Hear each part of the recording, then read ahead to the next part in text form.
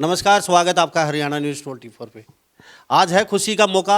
हम मौजूद हैं कुब्जा नगर और विधानसभा क्षेत्र बाडड़ा में और चरखी दादरी जिले के अंदर हरियाणा में। गांव का छोरा उड़ाएगा फाइटर प्लेन, सीधी सी भाषा में गांव का सीधा साधा गांव का छोरा फाइटर प्लेन उड़ाएगा, क्योंकि आपके सामने हम ऐसे स्टोरी पेश कर रहे हैं। आप शिक्षा लेके जाएंगे, स्टोरी से कुछ सीख के जाएंगे, क्योंकि गांव के लड़के फाइटर प्लेन उड़ा सकते हैं। तो गांव के जो बच्चे देख रहे हैं, सुन रहे हैं, कहते हैं कि शहरों में अच्छी सुविधा होती है, गांव के बच्चे पीछे रह जाते हैं। तो सीधे साधे गांव के छोटे से गांव से बिल्कुल ये लड़का, नितिन नाम है, पिताजी पूर्व सरपंच है, वैसे गांव के पूर्व सरपंच रह चुके हैं। नरेंद्र जी सांगवान हमारे साथ खास बातचीत में, उनके दादाजी दिखा दीजिए विनय सिंधु, और उनकी माताजी, उनके दादाजी, उनके चाचा चाची, उनका पूरी फैमिली हमारे साथ मौजूद है। इनसे खास बातचीत करेंगे सभी से। तो आप ये स्टोरी देख के जाइए, सुन के जाइए। शायद ही आपका बच्चा कुछ करने की इच्छा रखता हो, कुछ करने वाला है, या कुछ अच्छी पढ़ाई कर रहा है, कोई फाइटर उड़ाना चाहता है, या और किसी पोस्ट पे या किसी मुकाम पे जाना चाहता है। तो हम आपके सामने स्टोरी लेके आए हैं, गांव का छोरा उड़ाएगा फाइटर प्लेन। तो गांव में पहले होते थे भाई फाइटर उड़ाएगा छोरा, एक अचंभा सा होता था। हम ऐसे छोटे से प्यारे से फैमिली से मिलवा रहे हैं आपको। तो नितिन, आपका बहुत बहुत स्वागत है हरियाणा न्यूज़ 24। धन्यवाद जी। नितिन, आपके पिताजी से बातचीत कर लेती, आपका भी स्वागत है। जी जी जी, बहुत बहुत धन्यवाद जी, थैंक यू। ये इनके माता जी, आपका बहुत बहुत धन्यवाद जी धन्यवाद जी, आप सबका। उनकी पूरी फैमिली इनसे बातचीत करवाएंगे। नितिन, सबसे पहले आपसे जानते हैं, छोटा सा गांव कुब्जा नगर, मेन सड़क पे भी नहीं है, मतलब एक अपोजिट साइड में आपका गांव पड़ता है कुब्जा नगर। फाइटर प्लेन उड़ाना एक सपना होता है सबका, और हर घर का सपना होता है, हर माता पिता का सपना होता है मेरा बेटा भी फाइटर प्लेन उड़ाए, लेकिन वो सबसे सपने कहीं ना कहीं अधूरे रह जाते हैं। तो मैं अक्सर एक बात कहता हूँ, जिनके सपनों में जाल होती है, पंखों से कुछ नहीं होता, हौसलों में उड़ान होनी चाहिए। तो आपके हौसलों में काफ़ी उड़ान थी। तो हम आपसे जानना चाहेंगे, सबसे पहले आपने पूरी पढ़ाई की कहाँ से शुरू, प्रारंभिक जो शिक्षा शुरुआत की वो कहाँ से शुरुआत की? जी, मैंने स्टार्टिंग की शिक्षा गांव के सरकारी स्कूल से शुरू की, बट गांव की सुविधाएं इतनी अच्छी नहीं थी। तो मेरे दादाजी हरियाणा पुलिस में थे, अभी रिटायर्ड हो गए सब इंस्पेक्टर। तो हिसार में मैंने अपनी फर्स्ट क्लास से लेकर 5th क्लास तक की पढ़ाई की। उसके बाद जैसे कि सबको पता है कि सैनिक स्कूल्स एक अच्छे शिक्षा के माध्यम होते हैं हमारे क्षेत्र में, तो मेरे परिवार वालों ने मुझे सैनिक स्कूल के लिए प्रोत्साहित किया। और उसके बाद मैंने 6ठी कक्षा से लेकर 12वीं कक्षा तक की पढ़ाई सैनिक स्कूल रेवाड़ी से की। और सैनिक स्कूल रेवाड़ी का और हर सैनिक स्कूल का उद्देश्य है सारे उनके स्टूडेंट्स को डिफेंस फोर्सेस में भेजना ही होता है एज ए ऑफिसर। तो वहाँ से मुझे काफ़ी अच्छा बेस मिला। और उसके बाद मैंने एनडीए की परीक्षा उत्तीर्ण की अपनी 12वीं कक्षा के दौरान, और मैं एनडीए के 143वें कोर्स में मेरा चयन हुआ। 3 साल एनडीए की ट्रेनिंग करने के बाद और 1 साल उसके बाद एयरफोर्स अकेडमी से ट्रेनिंग करने के बाद 17 दिसंबर 2023 को मेरा अभी एज ए फ्लाइंग ऑफिसर स्थायी कमीशन हुआ इंडियन एयरफोर्स में, और मैं आगे फाइटर फ्लाइंग अपनी जारी करूँगा आगे। एक सपना सा लग रहा है, सपना सा ही है एक, बिल्कुल गांव के लड़के के बिल्कुल बिल्कुल सपना सा होता है ये, ऐसा ही होता है। अब आपके सामने हकीकत है तो यही है। ये सपना सा लगता है हर माँ बाप को, हर बच्चे को, लेकिन ये हकीकत है, सपना नहीं। आपके बच्चे भी कुछ कर सकते हैं। इनके पिताजी दादाजी सारी फैमिली हंस रही है, तस्वीरों में देख लीजिए। और इनकी दादी तो बहुत खुश है, दादाजी के इंस्पेक्टर हैं। ये इनकी देन है, आज ये हिसार पहुँचे, हिसार आगे की पढ़ाई इन्होंने करवाई। इनके माता जी हैं, घर छोड़ के इनको रिवाड़ी जाना पड़ा, अपना ये भरा पूरा घर छोड़ के, गाँव को छोड़ कर रिवाड़ी जाना पड़ा इस बच्चे के लिए। त्याग सबको करना पड़ता है, एक अकेली नितिन की वो नहीं है, पूरे फैमिली को, पूरे परिवार को, यारे प्यारे रिश्तेदारों को पूरा त्याग करना पड़ता है। घर छोड़ के रेवाड़ी पहुंच गए आप? हाँ जी, क्यों? बस पहुंच गए ऐसे ही, बच्चे को कामयाब करने के लिए, इसके लिए रह गई। और हमारी फैमिली बहुत अच्छी थी, ने सपोर्ट किया हमेशा ही। नितिन, पूरा देश देख रहा है एनडीए की परीक्षा और उसको पास करना, क्योंकि कहते हो बहुत टफ होती है। कहते हैं एक टेस्ट पार कर लिया, दूसरा, तीसरा, चौथा, कुछ बच्चे तो लास्ट में भाग ही जाते हैं, कुछ बच्चे रिजाइन कर देते हैं, क्योंकि एनडीए की परीक्षा पास करना बहुत डिफिकल्ट बताते हैं। माइंड को इतना मतलब प्रेस कर देते हैं, वो देखते हैं कि आखिर बंदे में दम कितना है, कितना झेल सकता है ये। तो आपके साथ भी वही टफ तो है, जैसा कि आपने बताया यूपीएससी का एग्ज़ाम है, जैसे सिविल सर्विसेज का आईएएस आईपीएस का एग्ज़ाम भी होता है, यूपीएससी द्वारा ही किया जाता है। तो एनडीए भी 12वीं कक्षा के 12वीं के बाद पहला यूपीएससी का इकलौता एग्जाम है जो यूपीएससी कंडक्ट कराती है। तो नो डाउट टफ तो होता ही है, लेकिन जैसे कि मैंने बताया कि मैं सैनिक स्कूल में पढ़ा हूँ, तो वहाँ के सैनिक स्कूल का उद्देश्य ही एनडीए की परीक्षा उत्तीर्ण करवाना था। तो उसी हिसाब से मेरी तैयारी हुई और उसी हिसाब से पढ़ाई करके परीक्षा करना फिर भी एक आसान चरण है। लेकिन इंटरव्यू जैसे आपने सुना होगा हर जॉब का एक इंटरव्यू होता है, तो एनडीए के लिए इंटरव्यू 5 दिन चलता है, उसको एसएसबी बोला जाता है। वो सबसे कठिन होता है और ज़्यादातर छात्र वहीं रह जाते हैं। तो उसके लिए भी स्कूल वालों ने ही तैयारी करवाई। वहाँ के जो अफसर्स थे उन्होंने बाहर से साइकोलॉजिस्ट वगैरह बुलाए। तो इसमें उस परीक्षा को उत्तीर्ण करना मुश्किल था, लेकिन सैनिक स्कूल के शिक्षकों ने और वहाँ के जो अधिकारियों ने सहायता की, उससे ज़्यादा मुश्किल लगा नहीं और उनकी तैयारियों के साथ और मेहनत के साथ पहले अटैम्प्ट में क्लियर हो गया था। गांव के स्कूल से पढ़ाई की सरकारी से, फ्लाइंग ऑफिसर बन गए। कहा किसने, पिताजी ने, दादाजी ने कहा कि आपको फ्लाइंग ऑफिसर ही बनना है, या फिर गांव में कई बार कहते हैं तो जा बनेगा तहसीलदार, एक टोटसा मार देते हैं, तो ऐसा कुछ हुआ या फिर पिताजी या दादाजी की या किसी की ये मेहरबानी हो गई, भाई हम तो फ्लाइंग ऑफिसर देखना चाहते हैं, आप फाइटर पर प्लेन उड़ाए?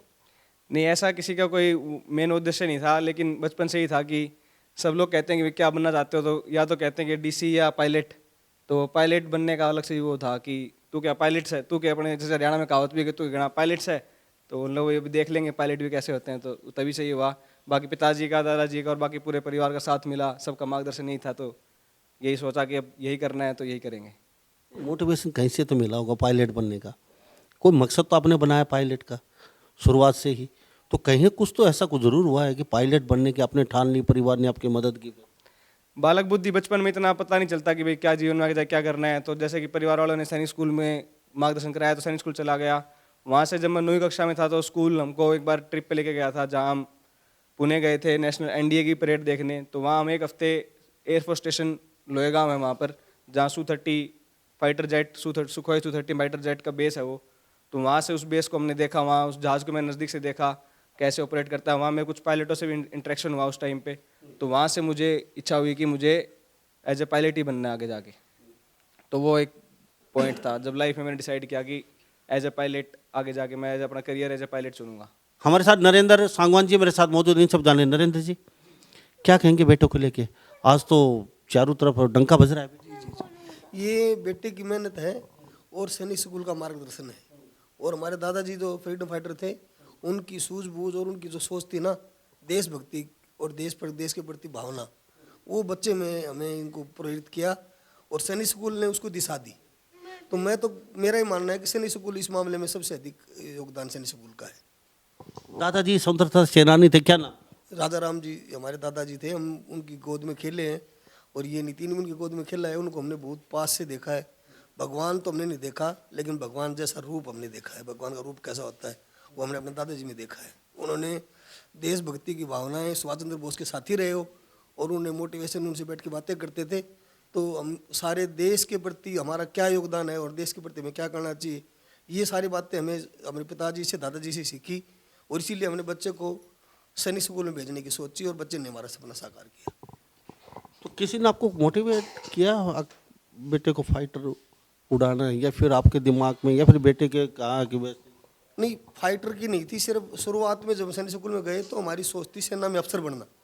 लेकिन जब 10वीं क्लास के आने के बाद जब बच्चों को अलग अलग क्षेत्रों में घुमाया जाता है, सैनिक स्कूल की वजह से ट्रिप कराई जाती है, एनडीए की भी, आर्मी स्टेशनों की भी, एयरफोर्स स्टेशनों की, तो फिर बच्चे ने, क्योंकि सबसे टफ होता है एयरफोर्स में जाना, तीनों सेनाओं में अफसर जाते हैं। आर्मी की वैकेंसियाँ ज़्यादा होती हैं, नेवी की और एयरफोर्स की कम होती हैं।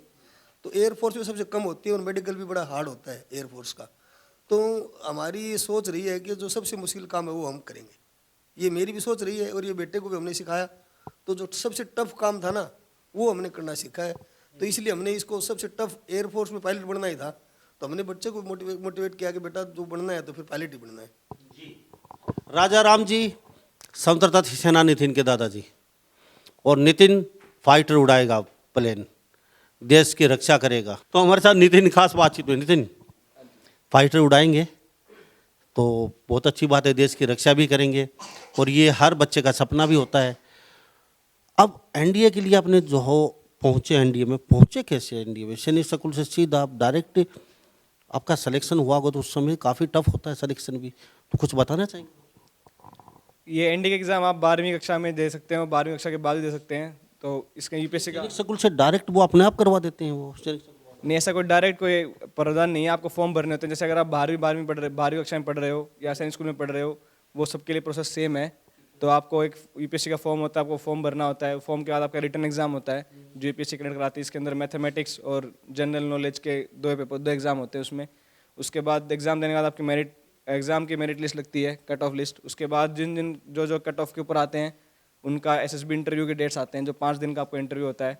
और 5 दिन के इंटरव्यू के बाद जो कुछ चयनित कैडेट्स होते हैं उनका मेडिकल, और फिर लास्ट में फाइनल मेरिट लिस्ट लगती है। और नंबर ऑफ वैकेंसीज और मेरिट लिस्ट के हिसाब से फिर आपका चयन होता है। फिर आपको एनडीए में 3 साल की ट्रेनिंग के लिए चुना जाता है। क्या पूछते हैं 5 दिन?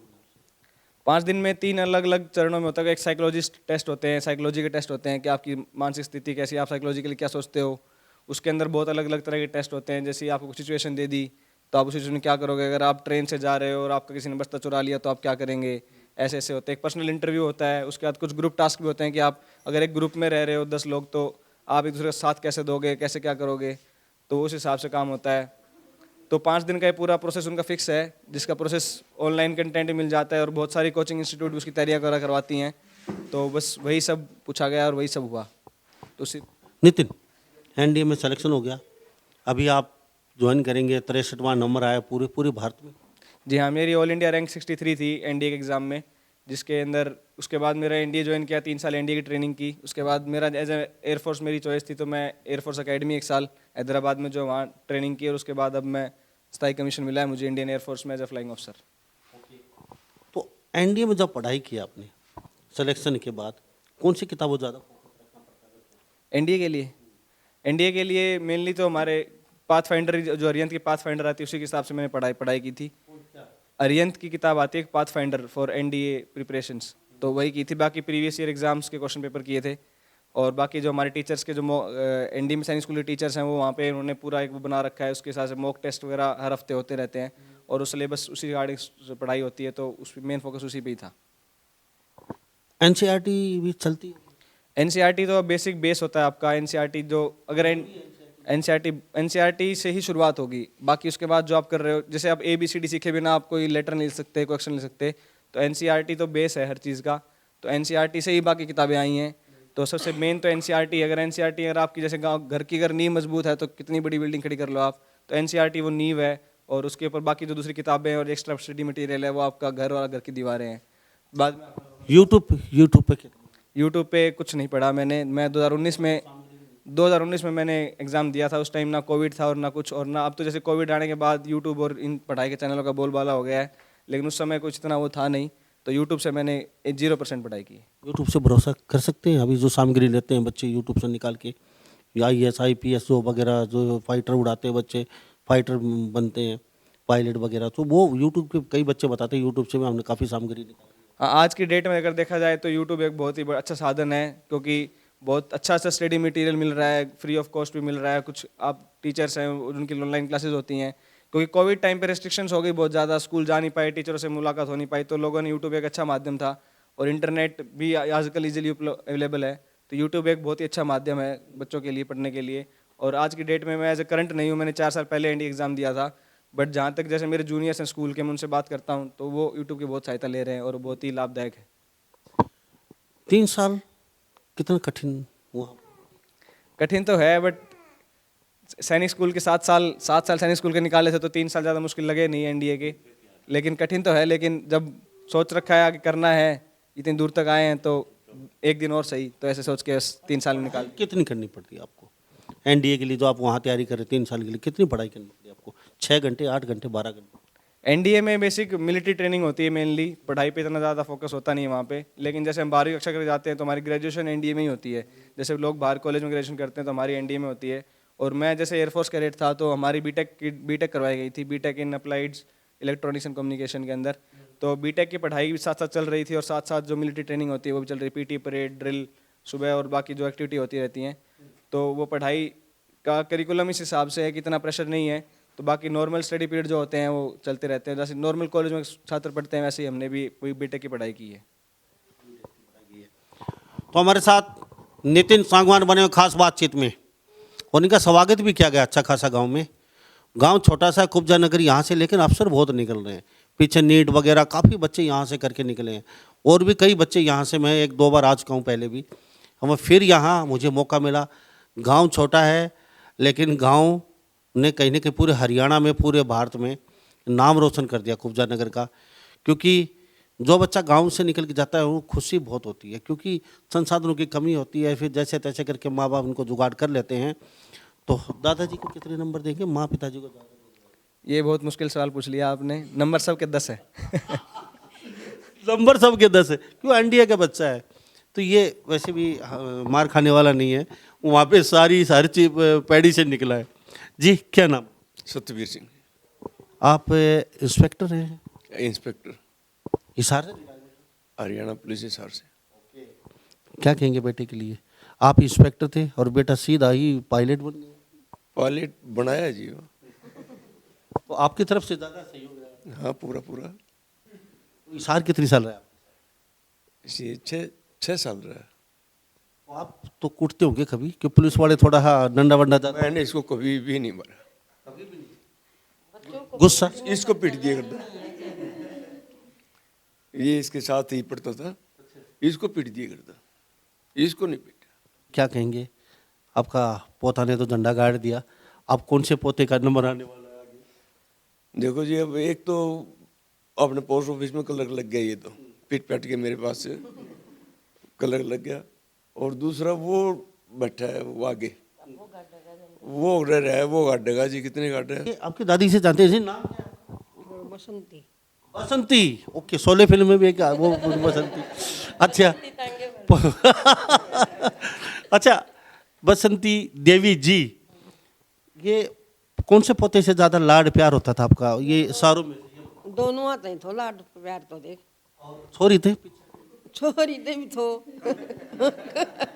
या तो वैसे कम हो? ना ठीक तो मेरे तो बढ़िया था, दो मेरे तो सारा थे। हाँ, को छोरी तो कम। वैसे ज्यादा शरारती कौन?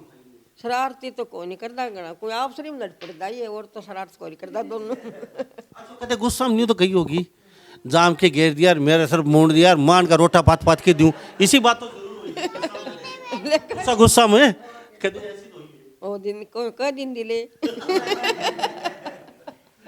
आगे माँ बाप कल जाओ, मन ने क्यों दुखी कर रहा सूर है, ये लगेगा अफसर मेरा पूरा सर मूंड दिया पूरा, माँ बाप ने आप बेण कित कित घूमे है। कोई नहीं कर दी, मन अच्छा लगता। हाँ, नहीं तो कोई नहीं कर दी। ये नितिन की फैमिली है प्यारी सी, नरेंद्र जी, माता जी, उनके दादी जी बसंती, ये सारा छोटा सा प्यारा सा परिवार है। अच्छा, आप बताइए, आप इनके साथ? हाँ जी, ये मेरे पिताजी वहाँ थे हरियाणा पुलिस में, फिर ना इनका एक्सीडेंट हो गया था, इसके लिए फिर माताजी भी वहीं चले गए थे।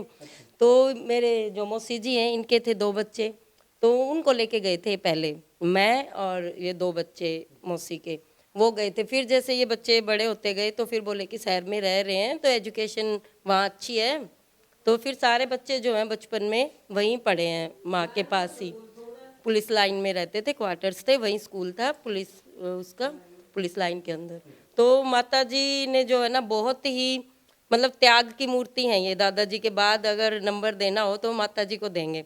मतलब ये था इनका, सब बच्चों को इन्होंने, की वजह से प्रोफेसर हो आज आप? जी जी माँ, मैं तो मानते हो? पूरा जी, मैं तो इन्होंने, मैं मुझे बनाया, बाद में मेरे बच्चों को भी इन्होंने पाला। मैं भी मतलब 10 साल जॉब जो है मैं हिसार में करके आई हूँ। ये इनकी बदौलत है। दादी जी बसंती देवी, शोले फिल्म वाली नहीं, बसंती देवी, जो हमारे साथ खास बातचीत में मौजूद हैं। ये खुद तो अनपढ़ हैं, लेकिन पूरे परिवार को पढ़ा के बहुत ऊंची पोस्टों पे बैठाया है इन्होंने, अपने हाथों से खिलाया पिलाया और कपड़े धोए। वास्तव में आपका परिवार बहुत अच्छा लगा मुझे, क्योंकि एकता अच्छी है आपकी, बिल्कुल जी, कोई भेदभाव नहीं है। कोई भेदभाव नहीं, सब एक मिलजुल कर रह रहे हैं। ये जगह कम पड़ रही है, कैमरे में आप लोग देख पा रहे हो, कम लोग बैठे हैं, कुछ लोग पीछे ही बैठे हैं, तो हाँ बिल्कुल। तो और हमेशा ऐसा ही माहौल रहता है हमारे परिवार में, और शुरू से ऐसे ही रहा है। बहुत खुश नसीब हैं आप, इतनी प्यारी पूरे ये बिल्कुल बिल्कुल।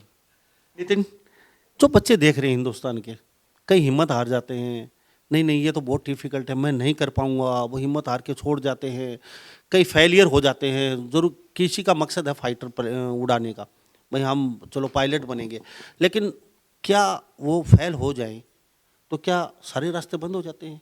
क्या उनकी लाइफ में स्टॉप लग जाएगा ज़िंदगी में? कुछ कहना चाहेंगे लोग जो फेलियर होते हैं वो भी तो बहुत सक्सेस होते हैं लोग। कुछ ज़रूरी थोड़ी है उसका मकसद फाइटर बनने का था कि सारे रास्ते बंद हो जाते हैं। जी नहीं, ऐसा कहा भी गया failures are pillar of success. तो अगर एक बार दो बार अगर आप हार भी जाते हैं तो इसका मतलब ये नहीं है कि कल का दिन नहीं होगा। अगर वो कहने की बात है, रात के बाद ही दिन होता है, और सबसे जैसे अंधेरी रात होती है सबसे चमकीला दिन भी अगले दिन ही आता है। एक बात और जानना चाहूँगा, कभी किसी क्षण इन 5, 6, 7, 10 साल पीरियड में कभी कोई ऐसा क्षण आया नहीं नितिन भाग ले यहाँ से छोड़ के, भाई यार कहाँ पंगा ले लिए यार, आराम से कोई टीचर वीचर लग जाते, अपनी लाइफ सेट हो जाती, अपनी सैलरी आती है, अपना दाल रोटी का चलता रहता, कभी ऐसा क्षण आया चलो यहाँ से भाग ले नितिन हम नहीं कर सकते ये? ऐसे क्षण तो फौज में अगर आप जाओगे, आप ट्रेनिंग करोगे तो ऐसे क्षण तो रोज ही आते हैं और हर पल ही होता है। लेकिन जब भी ये क्षण आया, साथ में एक क्षण और आया हमेशा, जैसे ये दिमाग में जब आया कि बहुत मुश्किल हो रहा है छोड़ देते हैं, उसके साथ साथ एक चीज़ और आई दिमाग में, जो ये परिवार यहाँ बैठा है, जो गाँव बैठा है और जो जहाँ से मैं निकल रहा हूँ, उन सब की तस्वीरें सामने आई कि खुद के लिए नहीं इनके लिए करना है। और उसी से हिम्मत मिली और उसको उस पहली सोच को हटा के दूसरी सोच को साथ लेकर आगे बढ़ते चले गए। नितिन, आपके पिताजी खाते पीते, पूरा परिवार समर्थ, आपका पूरी फैमिली रिश्तेदार सारे अच्छे खासे सेटल हैं, आप इकलौते हैं नितिन। मैं आपको बता दूं नितिन सांगवान मेरे साथ जो फाइटर साहब मेरे साथ मौजूद है, कुब्जा नगर है ये, बारडा विधानसभा क्षेत्र हरियाणा राज्य में, चरखी दादरी जिले में हम खास बातचीत कर रहे हैं। इकलौते बेटे हैं, सिर्फ इकलौते बेटे, और ये यहाँ रहते तो भी अच्छी खासी लाइफ इनकी सेट थी, पूरी लाइफ ये मज़े से अपनी निकाल सकते थे। नितिन कहाँ पंगा लिया, इतनी घसाई सर की, अच्छी खासी आपके पिताजी ने अच्छा खासा जुगाड़ कर रखा है, दादाजी ने अच्छा जुगाड़ कर दिया, सारी फैमिली आपके साथ, अच्छी खासी ज़मीन है, कहाँ पंगा ले लिया आपने ये? तो आप भी आराम से रह सकते थे। तो ये कहाँ, कई लोग कहते हैं नहीं मेरे पिताजी ने तो बहुत संपत्ति है यार, क्यों मगजमारी करें हम? आप भी सोच सकते थे ऐसा, लेकिन जैसा कि आप पिताजी ने बताया कि हम जो चीज़ मुश्किल होती है वही करते हैं, और पिताजी ने हमेशा मेरे को ये बोलते थे, और मैं भी यही मानता हूँ कि जो सबसे मुश्किल काम है वही करना है, क्योंकि वो बताना है दुनिया को कि ये काम भी किया जा सकता है। हमेशा जैसे आपने टीवी पे देखा होगा कि अब जैसे थोड़े दिन पहले विंग कमांडर अभिनंदन का वो हुआ था, तब लोग थोड़ा बहुत जाने थे। जैसे अपने एरिया में एयरफोर्स के बारे में इतना लोग जानते नहीं हैं, उनको इतना पता नहीं है कि फाइटर जहाज लड़ाकू विमान क्या होता है। तो लेकिन मुश्किल है बहुत, लेकिन सब लोग सोचते हैं कि भाई ज़िंदगी में पायलट बनना एक सपना है, और आसान काम, आसान ज़िंदगी तो हर कोई जी रहा है। तो जो ज़िंदगी एक फाइटर पायलट की होती है, एक मुश्किल उसकी होती है। और इस एरिया से अगर मुझे लगता है अगर मैं आगे गया हूँ और मुझे देखकर अगर 2 बच्चे भी और साथ में आ जाते हैं और 2 परिवार और समृद्ध हो जाते हैं, तो उससे बड़ा और अच्छा क्या होगा।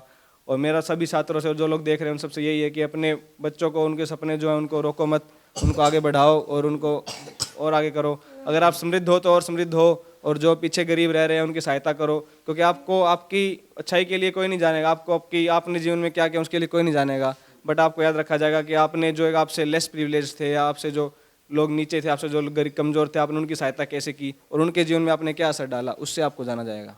तो हमारे साथ वर्तमान सरपंच भी बैठे हैं। सरपंच साहब, तो नाम क्या है? मेरा कैप्टन कमल सिंह। आप भी कैप्टन साहब हैं? चलो बहुत है। तो क्या कहेंगे, आप तो खुद कैप्टन रह चुके हैं, तो फाइटर पायलट साहब पहला गांव में पहला इकलौता, मतलब पूरे महाराज 13 कन्नी में पहला पायलट है। क्या बात है जी सर। 13 कन्नी में, ये सांगवान साहब मेरे साथ मौजूद है नितिन, 13 कन्नी में बारडा विधानसभा क्षेत्र हरियाणा राज्य कुब्जा नगर पहला पायलट बना है ये लड़का, और गांव का छोरा बिल्कुल पायलट है, और फ्लाइट ये जो लड़ाकू विमान होते हैं ये इनको उड़ाएगा। कभी सोचा था हमारे गांव का भी कोई ऐसा लड़का आएगा? ऐसा है जी, सोचने को तो हमने जो है ना IAS और IPS के भी सपने लिए, लेकिन हमारे बेटे ने जो आज गर्व के साथ कह सकते हैं कि काफ़ी मेहनत की, और इनके पापा और मम्मी दादा दादी का इतना इनको सहयोग मिला। पापा तो चलो बेरोजगार आदमी थे, एक बेरोजगार आदमी ने इस बच्चे के लिए इतना कठिन मेहनत करके आज एक पायलट जो है ना फाइटर पायलट बनाया है इन्होंने, तो हमें बड़ी गर्व की बात है। एक प्रश्न और रहेगा आपसे चलते चलते, गांव के लिए क्या करना चाहते हो? अपने 13 कन्नी के लिए, अपने विधानसभा के लिए क्या करना चाहते हो? गांव के लिए जैसे मेरे पिताजी हमेशा कहते हैं कि उनका भी सपना है और मेरा भी मानना है कि अगर हम किसी 2 गरीब बच्चे या 3-4 गरीब बच्चे, गांव के जितने गरीब बच्चे उनको पुस्तकें हम प्रोवाइड करा सकें, उनके एजुकेशन अगर हम फंड कर सकें, तो हम उसके लिए हमेशा रेडी हैं। और वो हमारा हम आगे देख भी रहे हैं इस रिगार्डिंग कि कुछ जो अंडर प्रिविलेज के छात्र हैं या फिर अंडर प्रिविलेज स्टूडेंट्स हैं उनके लिए उनकी schooling will afford their schooling, हम उनके स्कूलिंग को हम वो करेंगे, अफोर्ड करेंगे ताकि वो पढ़ लिख कर आगे कुछ बन सके जीवन में, क्योंकि शिक्षा ही एक ऐसा साधन है जिसके थ्रू आप जीवन में कुछ भी कर सकते हैं। जी, आज से पहले तो नरेंद्र पूर्व सरपंच नाम लिया जाता था, आपके पिताजी का, आपके दादाजी का, आज से आगे आपको सबको नितिन सांगवान फाइटर के नाम से जाना जाएगा। जी, बाप के लिए इससे बड़ी कोई बात नहीं होती कि उसके बेटे की वजह से बाप की पहचान हो, बाप की वजह से बेटे की पहचान होती है, ये हमारे लिए बड़े गर्व की बात है। नितिन, मैं आपको सैल्यूट करता हूँ, आपकी वजह से शायद ये 10 बच्चे भी अगर सिलेक्शन ले गए तो हमारे खबर बनाने का मकसद पूरा हो जाएगा। आपका बहुत बहुत धन्यवाद और निरंतर आगे बढ़ते रहें और गांव में बच्चों को प्रेरित करते रहें और आपकी खबर सभी देख रहे हैं। आपको सैल्यूट करता हूं और बहुत ही अच्छा लगा आपसे बात। बहुत बहुत धन्यवाद।